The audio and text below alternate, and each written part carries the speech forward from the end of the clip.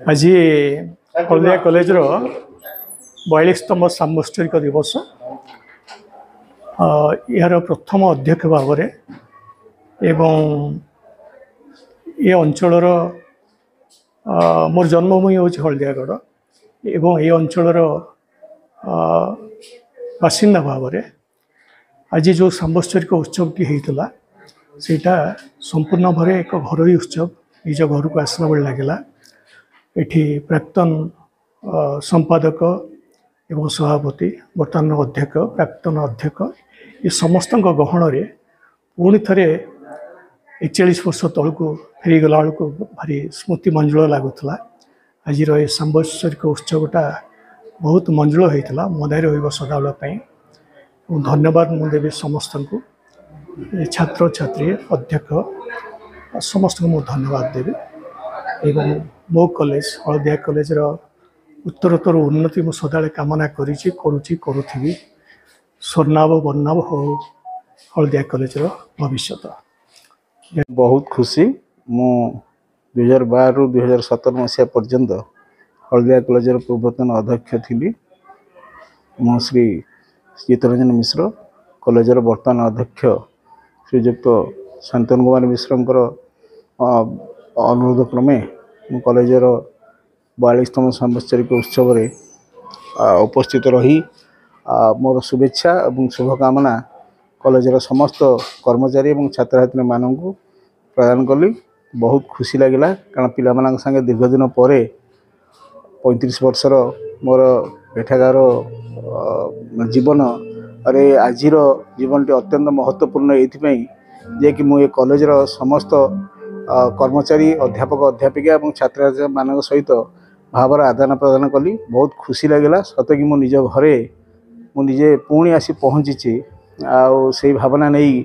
मु आज ये उपस्थित अच्छी अत्यंत सौहार्दपूर्ण मुहूर्त एक भावपूर्ण मुहूर्त थिला मुग्ध अनुभव मोर आज ये दिनटी समस्त छात्र छात्री अध्यापिका अध्यापक एवं कर्मचारी मानकर शुभकामना करुच्ची से उत्तरोत्तर कामना करुच्ची हल्दिया महाविद्यालय उत्तरोत्तर उन्नति कामना करी रहुछि। धन्यवाद। मु हल्दिया महाविद्यालय वर्तमान कार्यरत अच्छे अध्यक्ष भाव में मुझे शांतनु कुमार मिश्र पूर्वतन कॉलेज मोर थिला नाचुणी महाविद्यालय सेठारु मु 20/9/2024 रु ट्रांसफर हो कॉलेज को आसी। आज हल्दिया महाविद्यालय ये जो सांबत्सरिक फाउंडेशन डे थिला से आमे आम गहन पाइलु प्राण प्रतिष्ठाता डॉक्टर शरद चंद्र मिश्र तथा ये महाविद्यालय 2 जन पूर्वतन अध्यक्ष से माने हेले प्रथम अध्यक्ष श्रीजुक्त ब्रह्मानंद भंजुदेव महोदय द्वितीय अध्यक्ष भाव में आम पाइलु श्रीजुक्त चित्तरंजन मिश्र महोदय। ये 3 जन विशिष्ट व्यक्ति को पाई हल्दिया महाविद्यालय आज गर्वित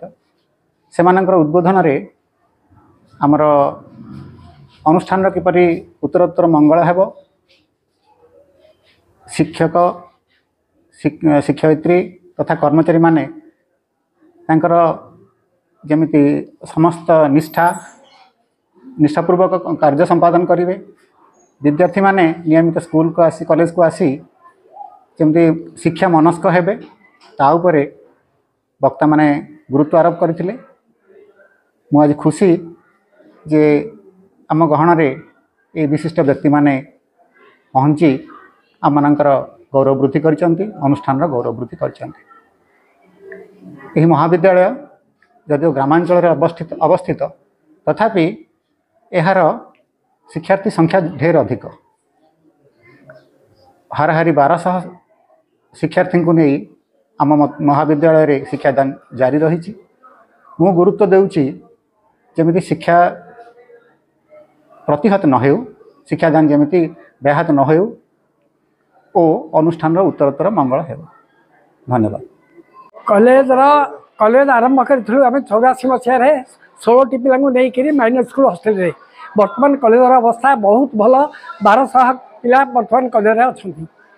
आ वर्तमान जो प्रिंसिपाल से प्रिंसिपाल बहुत भल प्रिंसिपाल आ से ऑनेस्टली काम कर